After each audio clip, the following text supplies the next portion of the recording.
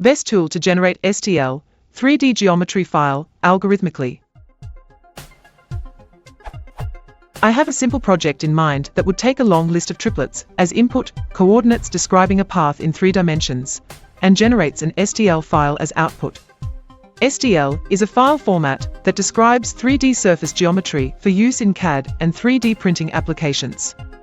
I'm a scientist, not a developer, and I'm capable with Python, so I can handle parsing an input text file if needed.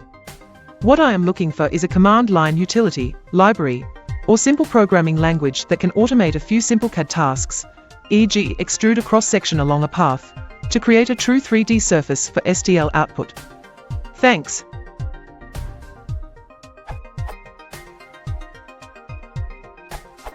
Have you considered using Blender? It has a Python API and can also be used in headless mode without a GUI by using Blender Python script.py. It also has an STL import, export plugin. Make sure to enable it in preferences, add-ons if you decide to try it. I'd also suggest to look at its source code if you decide to roll your own.